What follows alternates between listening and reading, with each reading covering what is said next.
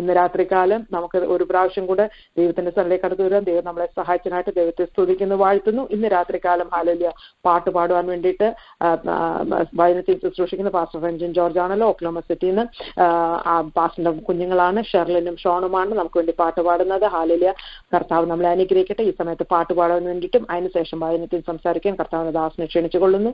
ദൈവം നമ്മളെ ഓരോരുത്തരെയും തുടർന്നും അനുഗ്രഹിക്കുമാറാകട്ടെ. ആമേൻ. Praise the Lord. സർവശക്തനാണല്ലോ എന്റെ ദൈവം, ഇല്ലില്ലാ സാധ്യമായൊന്നുമില്ല. സർവശക്തനാണല്ലോ എന്റെ ദൈവം, ഇല്ലില്ലാ സാധ്യമായൊന്നുമില്ല. അഖിലാണ്ടത്തെ നിർമ്മിച്ചവൻ എൻ പിതാവല്ലോ എന്താനന്ദം. അഖിലാണ്ടത്തെ നിർമ്മിച്ചവൻ എൻ പിതാവല്ലോ എന്താനന്ദം. യഹോവ എന്നെ സൗഖ്യമാക്കും. ഷമ്മാ യഹോവ എന്നും അവനുണ്ട്. റാഫാ യഹോവ എന്നെ സൗഖ്യമാക്കും. ഷമ്മാ യഹോവ എന്നും അവനുണ്ട്. ഈ ദൈവം എന്റെ ദൈവം, എൻ പിതാവല്ലോ എന്താനന്ദം. ഈ ദൈവം എന്റെ ദൈവം, എൻ പിതാവല്ലോ എന്താനന്ദം. സർവശക്തനാണല്ലോ എന്റെ ദൈവം, ഇല്ലില്ലാ സാധ്യമായൊന്നുമില്ല. അഖിലാണ്ടത്തെ നിർമ്മിച്ചവൻ എൻ പിതാവല്ലോ എന്താനന്ദം. അഖിലാണ്ടത്തെ നിർമ്മിച്ചവൻ എൻ പിതാവല്ലോ എന്താനന്ദം. ശാലോം യഹോവ എന്റെ സമാധാനം. നിസീ യഹോവ എന്റെ ജയഘോഷിയ. ശാലോം യഹോവ എന്റെ സമാധാനം. നിസീ യഹോവ എന്റെ ജയഘോഷിയ. ഈ ദൈവം എന്റെ ദൈവം, എൻ പിതാവല്ലോ എന്താനന്ദം. ഈ ദൈവം എന്റെ ദൈവം, എൻ പിതാവല്ലോ എന്താനന്ദം. സർവശക്തനാണല്ലോ എന്റെ ദൈവം, ഇല്ലില്ലാ സാധ്യമായൊന്നുമില്ല. സർവശക്തനാണല്ലോ എന്റെ ദൈവം, ഇല്ലില്ലാ സാധ്യമായൊന്നുമില്ല. അഖിലാണ്ടത്തെ നിർമ്മിച്ചവൻ എൻ പിതാവല്ലോ എന്താനന്ദം. അഖിലാണ്ടത്തെ നിർമ്മിച്ചവൻ എൻ പിതാവല്ലോ എന്താനന്ദം. ലീഡ് ചെയ്യുന്ന ബഹുമാന്യ ദേവദാസി, ഈ ശബ്ദപരിധിയിൽ സോഷ്യൽ മീഡിയയിലൂടെ എന്നെ ശ്രദ്ധിക്കുന്ന എല്ലാ ദൈവമക്കൾക്കും ഒരിക്കൽ കൂടെ വേഗം വരുന്ന കർത്താവായ യേശുക്രിസ്തുവിന്റെ ബഹുല്യ നാമത്തിലുള്ള എന്റെ സ്നേഹവും വന്ദനവും ഈ അവസരത്തിൽ അറിയിക്കുന്നു. ഒരുമിച്ച് കർത്താവിന്റെ പാദപീഠത്തിൽ ദൈവത്തിന്റെ തിരുവചനവുമായിട്ടായിരിക്കാൻ കർത്താവ് ഒരിക്കൽ കൂടെ ആയുസ്സും ആരോഗ്യവും എനിക്ക് നൽകിയതിനായി ഞാൻ ദൈവത്തിന് സ്തോത്രം ചെയ്യുന്നു. വളരെ പ്രാർത്ഥനയോടെ ദൈവത്തിന്റെ പാദപീഠത്തിൽ നമുക്കായിരിക്കാം. കർത്താവിന്റെ പ്രാർത്ഥനാ മുറിയിൽ നൽകിയിരിക്കുന്ന ദൈവത്തിന്റെ ആലോചനയിലേക്ക് കടക്കുവാൻ ഞാൻ ആഗ്രഹിക്കുന്നു. അതിനാധാരമായിട്ട് 2 ദിനവൃത്താന്തങ്ങളുടെ പുസ്തകം 16 അധ്യായം അതിന്റെ 9 വാക്യം. 2 Chronicles chapter 16 verse 9. 2 ദിനവൃത്താന്തങ്ങളുടെ പുസ്തകം 16 അധ്യായം അതിന്റെ 9 വാക്യം ഞാൻ വായിക്കുന്നു. നിങ്ങൾ ഭവനത്തിലാണ് ആയിരിക്കുന്നതെങ്കിൽ എല്ലാവരും ദൈവത്തിന്റെ തിരുവചനം, വേദപുസ്തകം നിങ്ങളുടെ കരങ്ങളിൽ ഉണ്ടായിരിക്കണം. നിങ്ങൾ വചനം എടുത്ത് വായിക്കുമ്പോൾ അത് നിങ്ങളുടെ ജീവിതത്തിൽ അനുഗ്രഹത്തിന് കാരണമായി തീരും. ഞാൻ ആ വേദഭാഗം വായിക്കുന്നു. ഇന്ന് രാത്രിയിൽ ദൈവത്തിന്റെ ആത്മാവ് നിങ്ങളോട് പറയുവാൻ എന്നെ ഏൽപ്പിച്ചിരിക്കുന്ന ആത്മീയ ദൂതടങ്ങിയ ദൈവത്തിന്റെ വചനം 2 ദിനവൃത്താന്തങ്ങളുടെ പുസ്തകം 16-ാം അധ്യായം അതിന്റെ 9-ാം വാക്യമാണ്. 2 Chronicles chapter 16 verse 9. യഹോവയുടെ കണ്ണ് തന്നിൽ ഏകാഗ്രചിത്തനായിരിക്കുന്നവർക്ക് വേണ്ടി തന്നെത്താൻ ബലവാനെന്ന് കാണിക്കേണ്ടതിന് ഭൂമിയിൽ എല്ലായിടവും ഊടാടിക്കൊണ്ടിരിക്കുന്നു. ഒരിക്കൽ കൂടെ ആ വേദഭാഗം, അനുഗ്രഹിക്കപ്പെട്ട വേദഭാഗം ഞാൻ വായിച്ചു കേൾപ്പിക്കുന്നു. യഹോവയുടെ കണ്ണ് തന്നിൽ ഏകാഗ്രചിത്തനായിരിക്കുന്നവർക്ക് വേണ്ടി തന്നെത്താൻ ബലവാനെന്ന് കാണിക്കേണ്ടതിന് ഭൂമിയിൽ എല്ലായിടവും ഊടാടിക്കൊണ്ടിരിക്കുന്നു. ഈ തിരുവചനത്തിൽ നിന്നുകൊണ്ടാണ് ദൈവത്തിന്റെ പരിശുദ്ധാത്മാവ് ഇന്ന് രാത്രി സംസാരിപ്പാൻ ആഗ്രഹിക്കുന്നത്. വളരെ പ്രാർത്ഥനയോടെ ദൈവമക്കളായിരിക്കണമെന്ന് ദൈവനാമത്തിൽ ഞാൻ ഓർപ്പിക്കുകയാണ്. ഈ വചനം നമ്മൾ സാധാരണ കേൾക്കുന്ന ഒരു വചനമാണ്. ഒരു അനുഗ്രഹ വചനമായിട്ട് നമ്മൾ സാധാരണ ഏറ്റെടുക്കുന്ന ഒരു വചനമാണ്. നമ്മളെ ബലപ്പെടുത്തുന്ന ഒരു വചനമാണ്. ഇതിന്റെ പശ്ചാത്തലം ഒന്ന് ശ്രദ്ധിക്കണം. പശ്ചാത്തലം ശ്രദ്ധിക്കുമ്പോൾ ഇതിനകത്തൂടെ ദൈവത്തിന്റെ ആത്മാവ് നമ്മളോട് ഹൃദയമായി സംസാരിക്കും. ഇത് ദർശകനായ ഹനാനിയിലൂടെ യഹോവയായ ദൈവം ആസ എന്ന് പറയുന്ന യഹൂദ ഭരിച്ചിരുന്ന രാജാവിനോട് സംസാരിക്കുന്ന വചനമാണിത്. നമുക്കറിയാം, ഇസ്രായേൽ 2 വേർതിരിക്കപ്പെട്ട ശേഷം, 10 ഗോത്രങ്ങൾ 2 വിഭജിക്കപ്പെട്ട ശേഷം 2 ഗോത്രം മാത്രമുള്ള യഹൂദ്യ ഭരിക്കുവാൻ വേണ്ടി രഹബയാം, അബിയ, ആസ, അങ്ങനെ രാജാക്കന്മാരുടെ ആ ആരംഭത്തിൽ അബിയാമിന്റെ മകനായ ആസ രാജാവാകുന്നതായിട്ട് നമുക്ക് കാണുവാൻ കഴിയും. 10 ഗോത്രം ആരാധനാലയമില്ലാതെ ഭൂരിപക്ഷമായിരിക്കുന്ന 10 ഗോത്രം അപ്പുറത്ത് നിൽക്കുമ്പോൾ യെരുശലേം ദേവാലയമുള്ള, ആരാധനയുള്ള, യാഗാർപ്പിതമായ അനുഭവങ്ങളുള്ള 2 ഗോത്രം യഹൂദ്യ എന്ന പേരിൽ അറിയപ്പെടുമ്പോൾ ആ രാജ്യം ഭരിക്കുന്ന രാജാവായിരുന്നു ആസ എന്ന് പറയുന്ന രാജാവ്. ഇസ്രായേൽ എന്ന് പറയുന്ന 10 ഗോത്രം ദൈവത്തിൽ നിന്ന് അകന്നു മാറി വിഗ്രഹാരാധനയിലേക്ക് മാറി ദൈവവുമായി ബന്ധമില്ലാതെ ന്യായവിധിയിൽ അകപ്പെട്ട് മുൻപോട്ട് പോയിക്കൊണ്ടിരിക്കുന്ന ഒരു കാലഘട്ടത്തിൽ ദൈവത്തിനു വേണ്ടി നിൽക്കുന്ന ഒരു രാജകീയ അനുഭവങ്ങളാണ് യഹൂദ്യ ഭരിച്ചിരുന്ന രാജാക്കന്മാരുടെ ചരിത്രം നമ്മളെ പഠിപ്പിക്കുന്നത്. ഇവിടെ ശ്രദ്ധിക്കേണ്ട ഒരു കാര്യം, ആസയുടെ തുടക്കം എങ്ങനെയായിരുന്നു എന്ന് നമുക്കൊന്ന് ശ്രദ്ധിക്കാം. 14-ാം അധ്യായത്തിനകത്ത് ആസയുടെ തുടക്കം നമുക്ക് ഇവിടെ കാണുവാൻ കഴിയുന്നുണ്ട്. അബിയാം എന്ന് പറയുന്ന രാജാവിന്റെ മകനായിട്ട് ജനിച്ചു. അബിയാം മരിച്ച ശേഷം ആസ ഈ യഹൂദയുടെ രാജാവായിട്ട് മാറുകയായിരുന്നു. ആദ്യം തുടക്കത്തിൽ അതിന് 2-ാം വാക്യം ഇങ്ങനെയാണ്: ആസ തന്റെ ദൈവമായ യഹോവയ്ക്ക് പ്രസാദവും ഹിതവുമായുള്ളത് ചെയ്തു. അവൻ അന്യദേവന്മാരുടെ ബലിപീഠങ്ങളെയും പൂജാഗിരികളെയും നീക്കിക്കളഞ്ഞു. സ്തംഭ വിഗ്രഹങ്ങൾ ഉടച്ച് അശേര പ്രതിഷ്ഠകൾ വെട്ടിക്കളഞ്ഞു.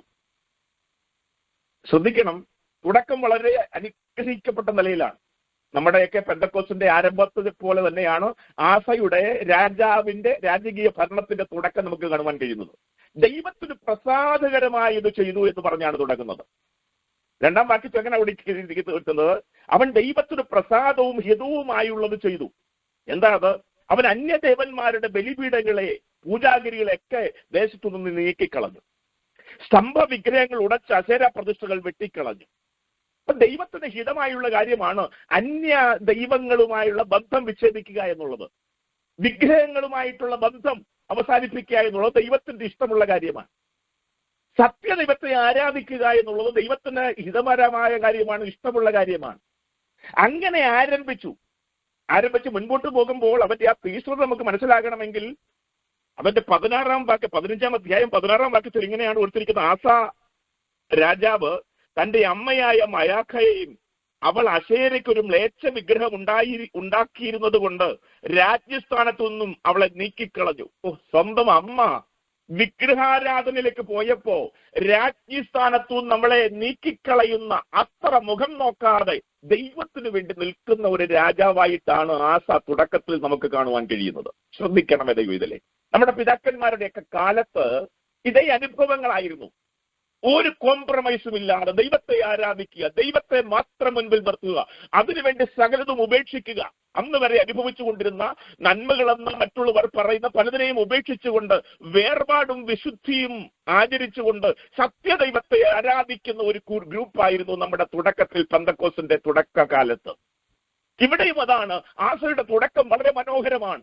സ്വന്തം മാതാവ് വിഗ്രഹത്തെ വാർത്തുണ്ടാക്കി ആരാധിക്കുന്നത് കണ്ടിട്ട് അവളെ രാജ്യസ്ഥാനത്തു നിന്ന് തന്നെ നീക്കം ചെയ്യുന്ന ഒരു പ്രവൃത്തി ഈ മകനായ ആസയിൽ നമുക്ക് കാണുവാൻ കഴിയുന്നുണ്ട്.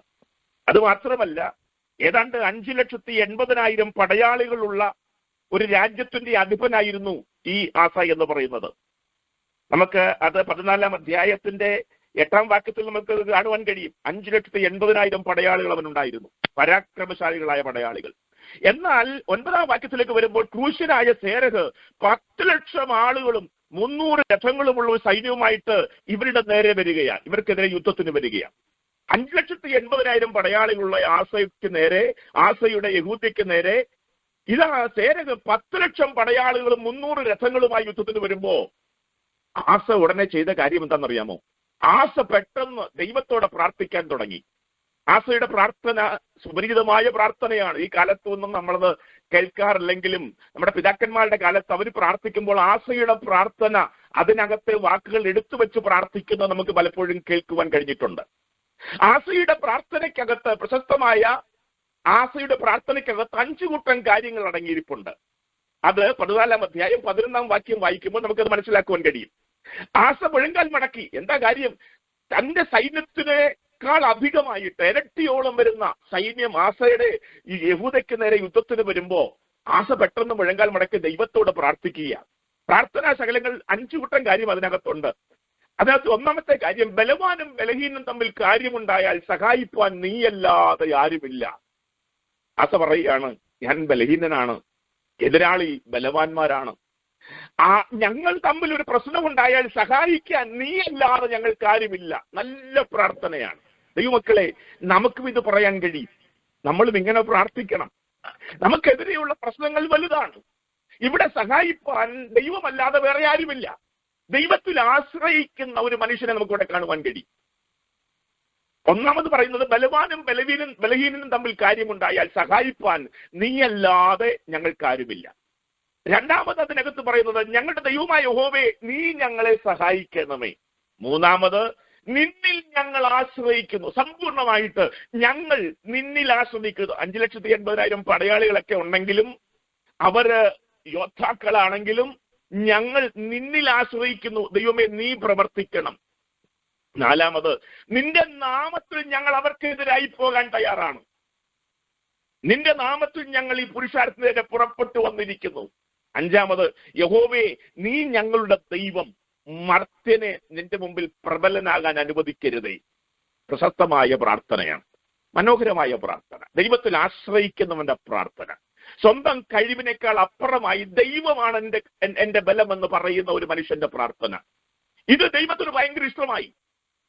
ആ പ്രാർത്ഥന കഴിഞ്ഞപ്പോൾ സംഭവിച്ചത് 12-ാം വാക്യം, അപ്പോൾ ഈ പ്രാർത്ഥന കഴിഞ്ഞപ്പോൾ അപ്പോൾ യഹോവ ആസയുടെയും യഹൂദ്യരുടെയും മുൻപിൽ ക്രൂശരെ തോൽക്കുവാനിടയായി.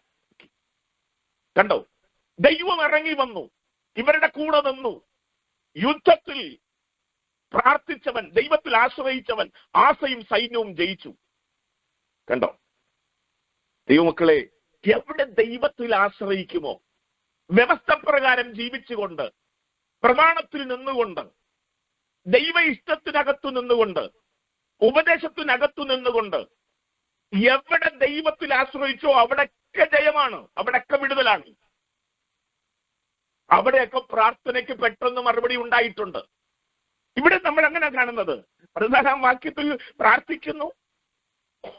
അടുത്ത വാക്യത്തിനകത്ത്, അപ്പോൾ യഹോവ ആസയുടെയും യഹൂദ്യരുടെയും മുൻപിൽ ക്രൂശരെ തോൽക്കുവാനിടയാക്കി. പ്രാർത്ഥിച്ചാൽ മറുപടിയുണ്ട്. വ്യവസ്ഥയിൽ നിന്നുകൊണ്ട് പ്രാർത്ഥിക്കുന്നവന് വേണ്ടി പ്രവർത്തിക്കുന്ന ഒരു ദൈവമുണ്ട്, അന്നുമുണ്ട്, ഇന്നുമുണ്ട്.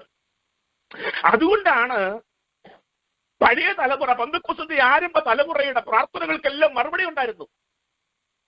അവരെ കുറിച്ച് ലോകം പറയുന്നത് തന്നെ പ്രാർത്ഥിക്കുന്നവരെന്നായിരുന്നു.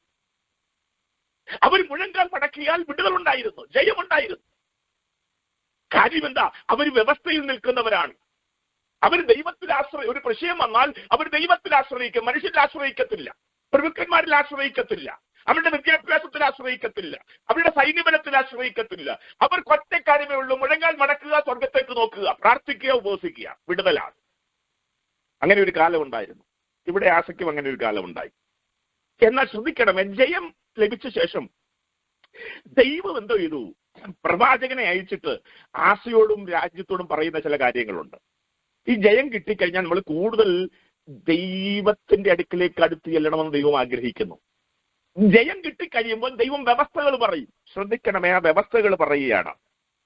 15-ാം അധ്യായത്തിന്റെ 1-ാം വാക്യത്തിനകത്ത് ഇങ്ങനെ കൊടുത്തിട്ടുണ്ട്. ആസയും ദൈവത്തിന്റെ ആത്മാവ് ഒരുവന്റെ മേൽ വന്നിട്ട്, അസറിയാവെന്ന് പറയുന്ന ഒരുവന്റെ മേൽ വന്നിട്ട്, അവൻ ആസയെ എതിരേറ്റ് അവനോട് പറഞ്ഞെന്നാൽ, യുദ്ധം ജയിച്ച് മടങ്ങി വരുമ്പോൾ ആത്മാവുള്ളവൻ പറയുകയാണ്, ആസയും എല്ലാ യഹൂദ്യരും ബെന്യാമിനുമായുള്ളവരെ എന്റെ വാക്ക് കേൾക്കുവീൻ. നിങ്ങൾ യഹോവയുടെ കൂടെ ഇരിക്കുന്നിടത്തോളം അവൻ നിങ്ങളുടെ കൂടെ ഇരിക്കും. അവനെ അന്വേഷിക്കുന്നുവെങ്കിൽ നിങ്ങൾ അവനെ കണ്ടെത്തും. ഉപേക്ഷിക്കുന്നുവെങ്കിലോ അവൻ നിങ്ങളെയും ഉപേക്ഷിക്കും. വ്യവസ്ഥയാണ്. ജയം ജീവിതത്തിൽ കിട്ടിയാൽ ശ്രദ്ധിക്കണം, പ്രമാണം തമ്പുരാൻ ആവർത്തിച്ചു കേൾപ്പിക്കും. നമ്മുടെ ജീവിതത്തിൽ ദൈവികമായിരിക്കുന്ന ഒരു അനുഗ്രഹമുണ്ടെങ്കിൽ ദൈവം ആരെങ്കിലും ആത്മാവുള്ളവനെ എഴുന്നേൽപ്പിച്ച് വ്യവസ്ഥകൾ ആവർത്തിക്കും, പ്രമാണം ആവർത്തിച്ചു കേൾപ്പിക്കും. ജയിച്ചതുകൊണ്ട് എല്ലാമായി എന്ന് കരുതരുത്. ജയിക്കുന്നവൻ, ദൈവത്താൽ വിടുതൽ പ്രാപിക്കുന്നവൻ എങ്ങനെ ആയിരിക്കണമെന്ന് ദൈവം പ്രമാണം എഴുതി വെച്ചിട്ടുണ്ട്. അതാണ് പറഞ്ഞത് ഇവിടെ. പ്രവാചകനെ, ആത്മാവുള്ളവനെ എഴുന്നേൽപ്പിച്ചിട്ട് പറയാണ്, ശ്രദ്ധിച്ചു കേൾക്കണം, നിങ്ങൾ യഹോവയുടെ കൂടെ ഇരിക്കുന്നിടത്തോളം അവൻ നിങ്ങളുടെ കൂടെ ഇരിക്കും. അവനെ അന്വേഷിക്കുന്നുവെങ്കിൽ നിങ്ങൾ അവനെ കണ്ടെത്തും. ഉപേക്ഷിക്കുന്നുവെങ്കിലോ അവൻ നിങ്ങളെയും ഉപേക്ഷിക്കും. ഇപ്പോൾ നിങ്ങൾ ആശ്രയിച്ചു, പ്രാർത്ഥിച്ചു, ദൈവമുഖം അന്വേഷിച്ചു, നിങ്ങളുടെ ബലത്തിൽ ആശ്രയിച്ചില്ല, നിങ്ങൾ ദൈവമാണ് സർവ്വമെന്ന് പറഞ്ഞു, ദൈവം നിങ്ങളെ അനുഗ്രഹിച്ചു, വിടുവിച്ചു. എന്നാൽ എന്നും ഇത് ആവർത്തിക്കുമെന്ന് വിചാരിക്കണ്ട. നിങ്ങൾ അകത്തു പോയാലും വിടുതലുണ്ടാകുമെന്ന് വിചാരിക്കണ്ട. നിങ്ങൾ ദൈവത്തെ വിട്ടുമാറിയാലും പ്രാർത്ഥിച്ചാൽ മറുപടി ഉണ്ടാകും. കഴിഞ്ഞ നാളുകളിലേക്ക് മറുപടി കിട്ടിയിട്ടുണ്ടല്ലോ. അതുകൊണ്ട് അത് ആവർത്തിക്കുമെന്ന് നിങ്ങൾ വിചാരിക്കണ്ട. പ്രമാണമുണ്ട്, വ്യവസ്ഥയുണ്ട്, ഉടമ്പടിയുണ്ട്. നിങ്ങൾ അടുത്തു വന്നെങ്കിൽ മാത്രമേ ദൈവം നിങ്ങളുടെ അടുത്ത് വരത്തുള്ളൂ. നിങ്ങൾ അകന്നു പോയാൽ ദൈവവും നിങ്ങളിൽ നിന്ന് അകന്നു പോകും. വിടുതൽ, ജയം അകന്നു പോകുമെന്ന് ഇവരെ കേൾപ്പിച്ചു. ഇവരെ കേൾപ്പിച്ചപ്പോൾ അവരൊരു തീരുമാനമെടുത്തു. അതാണ് 12-ാം വാക്യം, 15-12. പിന്നെ അവർ തങ്ങളുടെ പിതാക്കന്മാരുടെ ദൈവമായ യഹോവയെ പൂർണ്ണ ഹൃദയത്തോടും പൂർണ്ണ മനസ്സോടും കൂടെ അന്വേഷിച്ചു കൊള്ളാമെന്നും, ചെറിയവനോ വലിയവനോ പുരുഷനോ സ്ത്രീയോ ആരായാലും ഇസ്രായേലിന്റെ ദൈവമായ യഹോവയെ അന്വേഷിക്കാത്തവർ മരണശിക്ഷ അനുഭവിക്കണമെന്നും ഒരു നിയമം ചെയ്തു. നമുക്ക് ആവേശമാണ്. ഇല്ല, ഞങ്ങൾ വിട്ടുമാറത്തില്ല. ആവേശത്തോടുകൂടി അവർ ഉടമ്പടി ചെയ്തു. അങ്ങനെ ആരെങ്കിലും ദൈവമുഖം അന്വേഷിക്കാതെ മാറിയാൽ അവർ മരിച്ചോളും. മരിക്കണം. പ്രമാണമാണ്, ഉടമ്പടി ചെയ്തു. പിന്നെ നമുക്ക് കാണുവാൻ കഴിയുന്നത് 16-ാം അധ്യായത്തിൽ വീണ്ടും ഒരു യുദ്ധം ഉണ്ടാകുകയാണ്. ആസയുടെ വാഴ്ചയുടെ 36-ാം ആണ്ടിൽ ദൈവം ഇങ്ങനെ അനുഗ്രഹിച്ച് മുൻപോട്ട് കൊണ്ടുകൊണ്ടിരിക്കുമ്പോൾ 36-ാം ആണ്ടിൽ ഇസ്രായേൽ രാജാവായ ബേശ യഹൂദയ്ക്ക് നേരെ യുദ്ധത്തിന് വന്നു. നമുക്കറിയാമല്ലോ, ഇസ്രായേൽ തൊട്ടപ്പുറത്ത് നമ്മുടെ സഹോദരങ്ങളാ. അവര് യഹൂദയ്ക്ക് നേരെ യുദ്ധത്തിന് വന്നു. അവര് ദൈവത്തെ എന്നെ വിട്ടുമാറിയതാണ്. അതുകൊണ്ട് ന്യായവിധിയിൽ അകപ്പെട്ട് കിടക്കുകയാണ്. ഇവിടെ ആസ അനുഗ്രഹിക്കപ്പെട്ടിങ്ങനെ മുൻപോട്ട് പോയിക്കൊണ്ടിരിക്കുമ്പോൾ അവർ തമ്മിലൊരു യുദ്ധത്തിന് വന്നപ്പോ എന്താ ആസ ചെയ്തെന്നറിയാമോ? മുൻപെന്താ ചെയ്തത്? മുൻപ് ചെയ്തത് ഉടൻ മുഴങ്കാൽ മടക്കി ദൈവത്തിങ്കിലേക്ക് നോക്കിയിട്ട് പറഞ്ഞു, ബലവാനും ബലഹീനും തമ്മിൽ കാര്യമുണ്ടായാൽ സഹായിപ്പാൻ നീ അല്ലാതെ ആരുമില്ല. ഞങ്ങൾ നിന്നെ ആശ്രയിക്കുന്നു. നീ ഞങ്ങളുടെ ദൈവമാണ്. നിന്റെ നാമത്തിൽ ഞങ്ങൾ പുറപ്പെടാൻ പോവുകയാണ്. നീ ഞങ്ങളെ സഹായിക്കണമെന്നൊക്കെ പറഞ്ഞ് പ്രാർത്ഥിച്ച ആസ ഇപ്പൊ എന്തോ എന്നറിയാമോ? സ്വന്തം സഹോദരൻ ഇസ്രായേൽ യുദ്ധത്തിന് വന്നു കഴിഞ്ഞപ്പോ അപ്പുറത്തെ രാജാവായ അരാം രാജാവായ ബെൻഹദദിന്റെ അടുക്കലേക്ക് ആളയച്ചു. ജാതീയ രാജാവായ ബെൻഹദദിന്റെ അടുക്കലേക്ക് ആളയച്ചിട്ട് പറഞ്ഞു, ഇങ്ങനെ ഒരു വിഷയമുണ്ട്, നീ ഞങ്ങളുടെ കൂടെ നിൽക്കണം, നമ്മളെല്ലാം ഒന്നാ. കണ്ട, ഒരു കാലത്ത് ദൈവത്തിൽ ആശ്രയിച്ചു വിടുതൽ ഏറ്റെടുത്തവൻ, ദൈവവുമായി ഉടമ്പടി ചെയ്തവൻ, ഇല്ല ദൈവം പ്രമാണങ്ങളെ ആവർത്തിച്ചു കേൾപ്പിച്ചിട്ട് ദൈവവുമായി ഉടമ്പടി ചെയ്തവൻ ഇപ്പോ ഉടമ്പടി മറന്നു, ദൈവത്തെ മറന്നു, കഴിഞ്ഞ നാളുകളിലെ ജയത്തിന്റെ അനുഭവങ്ങളെ മറന്നു. കാരണം സാക്ഷ്യം പോലും ഇല്ലല്ലോ, അങ്ങനെ കേൾക്കുന്നില്ലല്ലോ. നമ്മൾ പറയുന്നു സാക്ഷ്യം, അത് അപ്പച്ചന്മാരും അമ്മച്ചന്മാരും എഴുന്നേറ്റിന്ന് ആവശ്യമില്ല അതൊക്കെ പറയുക. ഇന്ന് സഭകളിൽ സാക്ഷിയില്ല. എന്തായിരുന്നു അപ്പച്ചനമ്മച്ചമാരുടെ സാക്ഷ്യം? പണ്ട് വിടുവിച്ച വിധങ്ങളെ കുറിച്ചായിരുന്നു അവർ പറഞ്ഞത്. ഇന്ന് അത് ഓർക്കാൻ പോലും നമുക്ക് താല്പര്യമില്ല. അത് ആവർത്തന വിരസതയാണെന്നാ പറയുന്നത്. 4 പാട്ടുകൂടെ പാടാൻ നമുക്ക് അവസരമാണ്. ആ പണ്ടത്തെ അനുഭവങ്ങളെ ഇന്ന് ആരും കേൾക്കുന്നില്ല. ദൈവം നടത്തിയ വിധങ്ങളെ കുറിച്ച് കേൾക്കുന്നില്ല. ഇവിടെ ആസ അത് മറന്നു. കഴിഞ്ഞ നാളുകളിൽ 10 ലക്ഷം പടയാളികൾ വന്ന സമയത്ത് മുഴങ്കൽ മടക്കിയത് കൊണ്ട് ദൈവം ജയിപ്പിച്ച കഥ, ആ അനുഭവങ്ങൾ ആസ മറന്നിട്ട് അവൻ ജാതീയ രാജാവായ ആരാം രാജാവായ ബൻഹദദിന്റെ അടുക്കലേക്ക് ആളയച്ചു പറഞ്ഞു, നമ്മളെല്ലാം ഒന്നാ, നീ അവർക്കെതിരെ യുദ്ധത്തിൽ നിൽക്കുമ്പോൾ എനിക്ക് സഹായകമായി നീ നിൽക്കണം. കണ്ടോ ദൈവം ഇതിലെ എങ്ങനുണ്ട്? ഇന്ന് നമ്മുടെ ആശ്രയം മാറി, അനുഭവങ്ങൾ മാറി. പഴയതൊന്നും നമുക്ക് ഓർമ്മയില്ല. ദൈവം നടത്തിയ വിധങ്ങളെ കുറിച്ച് നമുക്ക് ഓർമ്മയില്ല. ദൈവത്തിന്റെ പ്രവർത്തികളെ കുറിച്ച് നമുക്ക് ഓർമ്മയില്ല. ഇന്ന് നമ്മൾ വിഷയങ്ങൾ വരുമ്പോൾ നമ്മൾ ആശ്രയിക്കുകയാണ്, മറ്റു പലരിലേക്കും ആശ്രയം പോകുകയാണ്. പൂർണ്ണ മനസ്സോടും പൂർണ്ണ ആത്മാവോടും കൂടെ ദൈവത്തെ അന്വേഷിക്കാമെന്ന് വ്യവസ്ഥ ചെയ്തിട്ട്, ഉടമ്പടി ചെയ്തിട്ട് പാട്ടുകളിലൂടെ നമ്മൾ പാടാറുണ്ട്. പൂർണ്ണ ശക്തിയോടെ, പൂർണ്ണ മനസ്സോടെ, പൂർണ്ണ ആത്മാവോടെ എന്നൊക്കെ പറഞ്ഞ് ദേവാലയത്തിനകത്തു നിന്ന് പാട്ടുകൾ ആരോ പാടുമ്പോൾ കൂടെ പാടി, അത് നേർച്ചയായിട്ട് നേർന്നിട്ടും നമ്മളതെല്ലാം മറന്നിട്ട് ഇൻഷുറൻസ് ഉണ്ട്, അതുകൊണ്ട് ആ മെഡിക്കൽ സയൻസ് എന്റെ ബലമായി മാറുകയാ. എനിക്ക് ഒത്തിരി ബന്ധുമിത്രാദികളുണ്ട്, അവരൊക്കെ വലിയ പ്രശസ്തർ, അതുകൊണ്ട് എന്റെ ബലമായിട്ട് അതെല്ലാം മാറുകയാ. എനിക്കൊത്തിരി സാമ്പത്തിക ഭൗതിക പശ്ചാത്തലങ്ങളുണ്ട്, അതെല്ലാം എന്റെ ബലമായിട്ട് മാറുകയാ. ഒരിക്കൽ ദൈവത്തിൽ നിന്ന് വിടുതൽ പ്രാപിച്ചു വരുന്ന മറ്റു പലതിനെയും ആശ്രയിക്കുകയാണ്, ആശ്രയി പോലെ. അങ്ങനെ കണ്ടിട്ടില്ല, ഇന്ന് സഹോദരങ്ങൾ തമ്മിൽ പ്രശ്നമുണ്ടാകുമ്പോൾ നമ്മൾ കോടതിക്കകത്തേക്ക് പോവുക. കോടതി ആരാണ്? കോടതിയിൽ നിൽക്കുന്ന ജഡ്ജി ആരാണ്? വക്കീലാരാണ്? എല്ലാം ജാതീയരാണ്. അവരുടെ മുൻപിൽ പോയി നമ്മുടെ കഥകൾ വിളമ്പുകയാണ്, നമ്മളെ സഹായിക്കാൻ ആവശ്യപ്പെടുകയാണ്. അവരുടെ മുൻപിൽ കൈകുപ്പി നിൽക്കുകയാണ്, ദയക്കായി, കരുണയ്ക്കായി. ഒരു കാലത്ത് ദൈവത്തിന്റെ മുഖം മാത്രം അന്വേഷിച്ചവർ ഇന്ന് ലോകത്തിന്റെ വ്യവസ്ഥയിലേക്ക് പോയി. മനസ്സിലാക്കണം. അന്നേരം അങ്ങനെ സംഭവിച്ചപ്പോൾ നമ്മൾ വായിച്ച വാക്യത്തിന്റെ തൊട്ടുമേൽഭാഗം, ആ കാലത്ത് ദർശകനായ ഹനാനി യഹൂദ രാജാവായ ആസയുടെ അടുക്കൽ വന്ന് അവനോട് പറഞ്ഞതെന്തെന്നാൽ 16-ാം അധ്യായം 7-ാം വാക്യം, നീ നിന്റെ ദൈവമായ യഹോവയിൽ ആശ്രയിക്കാതെ അരാം രാജാവിൽ ആശ്രയിക്കൊണ്ട് അരാം രാജാവിന്റെ സൈന്യം നിന്റെ കയ്യിൽ നിന്ന് തെറ്റിപ്പോയിരിക്കുന്നു. നിന്റെ മുമ്പിൽ നിൽക്കാൻ യോഗ്യതയില്ലാത്തവരാണ് ഈ ജാതീയ രാജാവ്.